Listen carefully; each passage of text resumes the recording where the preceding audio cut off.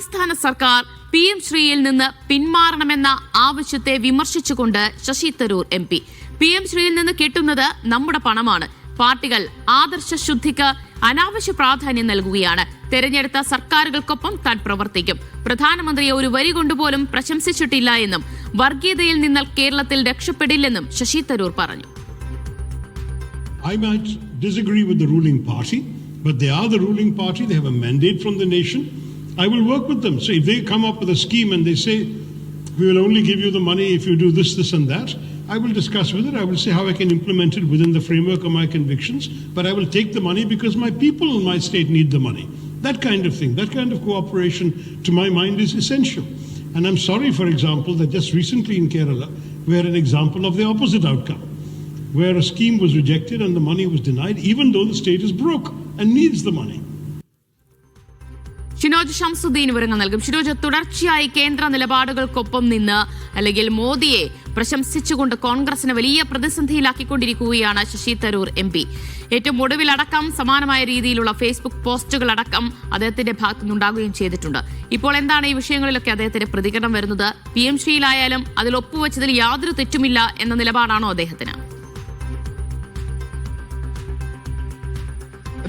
കേരളത്തിൽ how we can റീഇമേജിൻ Kerala എന്ന വിഷയത്തിൽ കേരള ഡയലോഗ് സംഘടിപ്പിച്ച ഒരു പരിപാടിയിൽ സംസാരിക്കുകയായിരുന്നു ശശി തരൂർ.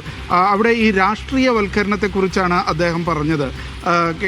കേരളം ഇന്ത്യയിലെ തന്നെ ഏറ്റവും മോശം രീതിയിൽ രാഷ്ട്രീയവൽക്കരിക്കപ്പെട്ട ഒരു സംസ്ഥാനമാണ് എന്ന് പറഞ്ഞാണ് അദ്ദേഹത്തിൻ്റെ സംസാരം തുടങ്ങുന്നത്. അതിന് ഉദാഹരണമായി അദ്ദേഹം ചൂണ്ടിക്കാണിക്കുന്നത് PM ശ്രീയുടെ പേര് അദ്ദേഹം എടുത്തു പറയുന്നില്ലെങ്കിലും സ്കൂളുകൾക്ക് വേണ്ടി, സ്കൂളുകളുടെ വികസനത്തിന് വേണ്ടി കേന്ദ്ര സർക്കാർ അനുവദിച്ച ഫണ്ട് അത് വേണ്ട എന്ന് പറയുന്ന രീതിയിലേക്ക് മാറിയിരിക്കുന്നു. അപ്പോഴും നമ്മുടെ സ്കൂളുകളെല്ലാം ചോർന്നൊലിക്കുകയാണ് എന്നാണ് അദ്ദേഹം പറയുന്നത്. ആദർശ ശുദ്ധിക്ക് അമിത പ്രാധാന്യം നൽകുകയാണ് ജനങ്ങളും അതേപോലെ തന്നെ പാർട്ടികളും. അതല്ല വേണ്ടത്. തെരഞ്ഞെടുത്ത സർക്കാരുകൾ തമ്മിൽ പരസ്പരം സഹകരിക്കുകയാണ് വേണ്ടത്. ഇതിൻ്റെ PM ശ്രീയിൽ മുന്നോട്ട് വെച്ച ഘടകങ്ങളിലും ചർച്ചയാവാമായിരുന്നു. ചർച്ച ചെയ്തതിന് ശേഷം ആ ഫണ്ട് സ്വീകരിക്കുകയാണ് വേണ്ടത് എന്നുള്ള നിലയ്ക്കാണ് അദ്ദേഹം സംസാരിച്ചത്. പിന്നീട് ഈ BJPക്ക് ഏതെങ്കിലും തരത്തിലുള്ള സാധ്യത കേരളത്തിൽ ഉണ്ടോ എന്ന് ചോദിച്ചപ്പോൾ അവർ വർഗീയതയിൽ നിലനിൽക്കുകയാണെങ്കിൽ അവർക്ക് ഒരു സാധ്യതയും കേരളത്തിലില്ല. കാരണം നാനാജാതി മനസ്തർ ഒന്നിച്ച് ഓണം ആഘോഷിക്കുന്ന നാടാണ് കേരളം. അതുകൊണ്ട് തന്നെ അവരുടെ സൗഹാർദ്ദം തകർത്തുകൊണ്ട് BJPക്ക് കേരളത്തിൽ നിലനിൽക്കാനാവില്ല എന്ന് ശശി തരൂർ പറഞ്ഞു. അതോടൊപ്പം അദ്ദേഹം പറഞ്ഞത്, പക്ഷെ വികസനത്തിൽ BJPക്ക് ചിലത് ചെയ്യാൻ കഴിയും, അല്ലെങ്കിൽ മറ്റു പാർട്ടികൾക്ക് ചിലത് ചെയ്യാൻ കഴിയും. അതുകൊണ്ട് തന്നെ ചിഹ്നം നോക്കി വോട്ട് ചെയ്യുന്ന പരിപാടി നിർത്തി ജനങ്ങൾ ചിന്തിച്ചുകൊണ്ട് വോട്ട് ചെയ്യണം എന്നൊരു അഭിപ്രായവും ശശി തരൂർ പറഞ്ഞു.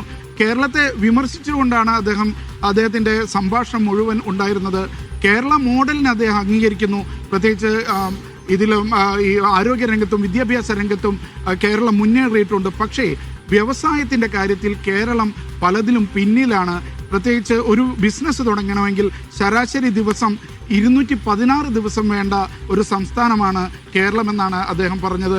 അതോടൊപ്പം യുവാക്കളുടെ തൊഴിലിൻ്റെ കാര്യത്തിൽ കശ്മീരിന് തൊട്ട് പിന്നിൽ നിൽക്കുന്ന സംസ്ഥാനമാണ് കേരളം. കശ്മീരിൽ ആഭ്യന്തര പ്രശ്നങ്ങളാണെങ്കിൽ കേരളത്തിൽ ഇപ്പോഴും തൊഴിലില്ലായ്മ തന്നെയാണ് പ്രശ്നം എന്നാണ് ശശി തരൂർ പറഞ്ഞു വെക്കുന്നത്. അതോടൊപ്പം പരസ്പരം സർക്കാരുകൾ, പാർട്ടികൾ ഒക്കെ സഹകരിച്ച് മുന്നോട്ട് പോകണമെന്നുള്ള ഒരു സന്ദേശമാണ് ശശി തരൂർ മുന്നോട്ട് വെച്ചത്. ദിവ്യ, ഇതിൽ ഷിനോജ്, തുടർച്ചയായി മോദിയെ പ്രശംസിക്കുന്നതാണല്ലോ കോൺഗ്രസിനെ വലിയ പ്രതിരോധത്തിലാക്കിയിട്ടുള്ളത് മുൻപൊക്കെ. അങ്ങനെ ഒരു പ്രശംസ തന്റെ ഭാഗത്തുനിന്ന് ഉണ്ടായിട്ടില്ല എന്നാണോ അദ്ദേഹം ഇപ്പോൾ പറയുന്നത്?